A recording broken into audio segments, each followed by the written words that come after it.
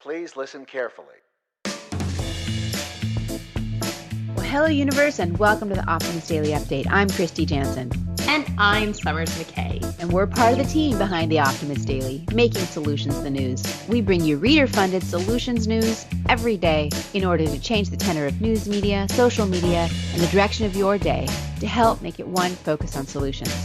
7 days a week, we publish positive news stories written by award-winning journalists and delivered online to your inbox and through our social channels. And also, we are sharing these solutions in a commute-worthy, walk-worthy, home office-worthy, thank God it's Monday-worthy podcast. Today is Monday, the 10th of May, 2021. Hey, Kristy, belated Happy Mother's Day. Happy Mother's Day. And actually, in Mexico, the 10th is always Mother's Day. Oh. So it is Mother's Day. Feliz Dia de Madres. Yes. Then. That's wonderful.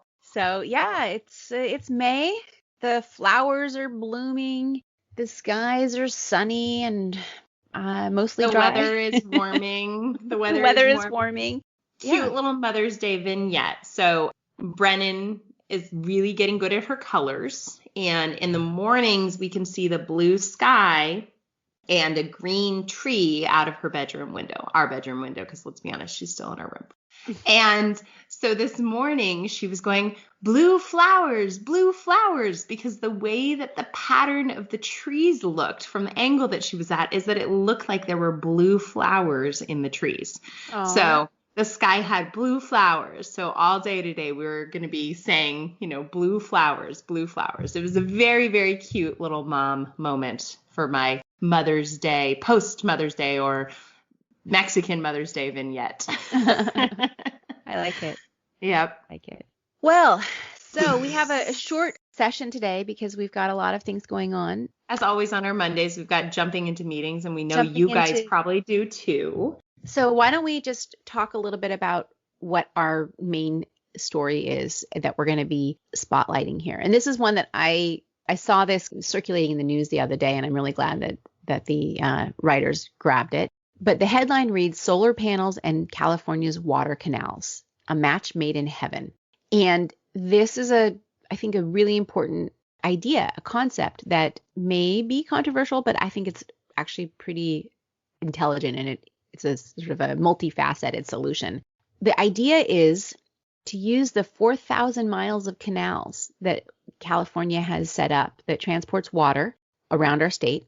Some 35 million people and 5.7 million acres of farmland across California depend on this water.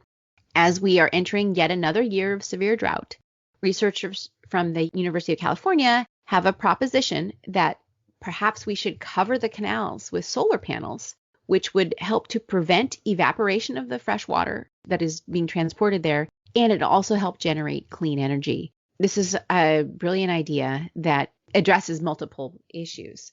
Most of California's precipitation falls in the northern end of the state, while 80% of the water use occurs in the southern part of the state for the agriculture, and also we have a huge population down here. But exactly. And to paint a picture for non-Californians, guys, these are huge channels and canals, and it's a huge irrigation system that feeds from Northern California to Southern California and all of the agriculture in between. And no matter where you live in the country, you are eating California agriculture. You're drinking, California almond milk or whatever it is. And so these huge infrastructure that exists that has been controversial because transporting all of this water and using it effectively and not losing it to evaporation. Evaporation has always been a concern because California gets really hot. And then also energy efficiency. This is just a brilliant solution. Right. So I think there's an estimate that 1% to 2% of all the water that's transported through the canals is lost just to evaporation. By covering them with panels, it would reduce that, and it would also generate 13 gigawatts of renewable energy. Using these already kind of industrialized land, right? Yes. It's open space, which there's no reason that it needs to stay open to the air. Right. And it'll also help to cool that water, which could help to create other technologies of cooling during hot weather, boosting electricity production during the summer by up to 3%. Right. So keeping the water cooler, preventing evaporation, and then increasing the efficiency of the water as far as energy conversion goes by keeping it cooler, and just levels the whole thing up. It levels the whole thing. And California is one of the largest states. I think it's the most populous state in our nation, and it's a big landmass state, but it's also a huge energy user. There was a day in April that 95% of all of the electricity being used was generated by the solar resources in the state. So that was one day in April, 95%. As we want to move towards 100%, we have to find new places to create these solar areas. And these canals could create solar microgrids, which would serve the surrounding communities, offering resilience during wildfires. Also, it helps to cut down on heat waves. Anyway, it's just a great. I have a question. idea. So you're smarter about solar and microgrids and all of this than I am. You have a little more experience. 13 gigawatts. Like, what does 13 gigawatts do? Okay, put me on the spot, but that's, I think, okay, so 1 gigawatt will serve 725,000 households, right? Okay. So 13 gigawatts is like, 13 times that. Right. It's a tremendous amount of energy. And then you think about the industry, and now that we're moving towards all electric vehicles and all electric homes, we're going to need more electricity. And it's actually possible to generate enough electricity with solar and wind and other renewable sources more than we need. So this is just one more step towards that. And the 80,000 acres of farmland that would be required to match this amount of solar resources should be kept in farmland, perhaps, or right. Well, or maybe rewilded to natural habitat.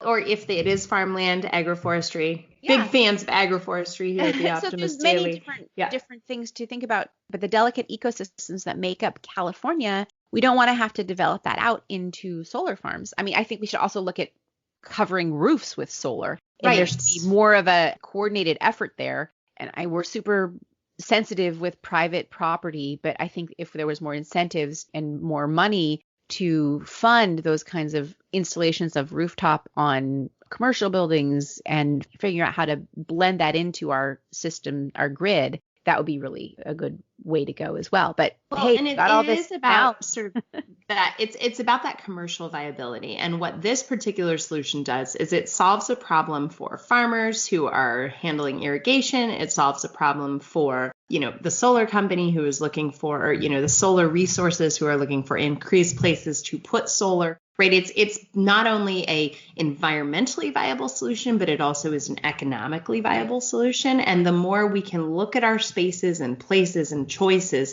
and merge environmentally viable and fiscally viable, the more likely we are to continue to level up. And that's a lot of what the conversations in the current administration's intentions with increasing green viability is recognizing the huge financial viability that is aligned, right? So solving this problem and raising the capital experience, it helps us recognize that being good for the earth can also be good for the wallet. And that isn't a bad thing. Not a bad thing at all. And, the amount of water which would be conserved by covering the canals, it's estimated to save about 65 billion gallons of water annually, which is enough to irrigate 50,000 acres of farmland or to meet the residential water needs of over 2 million people. That's a kind of a drop in the bucket in terms of California's I like acreage. Your pun. And in terms of our population, but it every drop really counts. And we are a water constrained state. We need the water. Let's not let it just evaporate. So I think there's some, we talk about water a lot on the Optimist Daily, and we're really looking hard at solutions around gray water reusage, recycling water, finding better ways to not just let this resource run off, not let it evaporate, but instead use it and then maintain the health of the systems that we are in. And it's just, it's an exciting solution. It's great for California. Thank you to the writers for pointing it out. Keep an eye out, guys. If you read the Optimist Daily or you read other news sources that give you optimistic solutions, if you've got something that you want us to cover, please send it to editorial@optimistdaily.com, and our editorial team will take a look and share that solution if they can find a way that it will help us move in a positive direction. Kristy, we probably should go to work today. As much as I want to stay with you all morning, we've got to get to work. Let's wrap this up. So thanks everybody for listening to the Optimist Daily Update. Go check out the optimistdaily.com for this solution, read through the whole thing and others. And we promise to keep sharing these positive solution-based news stories with ideas on how you can participate in the changing world and help ensure it is changed for the good. We promise to keep covering current events with accuracy, legitimate sources, transparency, and offering you the information needed most charting paths for all of us. Please consider becoming an emissary on the optimistdaily.com. And for just $5 a month, or $15.50, support reader-funded independent journalism. Be part of the solution-changing consciousness in addressing our world's biggest challenges with a problem-solving mindset. Let's keep the Optimist Daily free to all who need it, supported by those who can. Thanks everybody for listening. Have a great Monday, and we will see you tomorrow.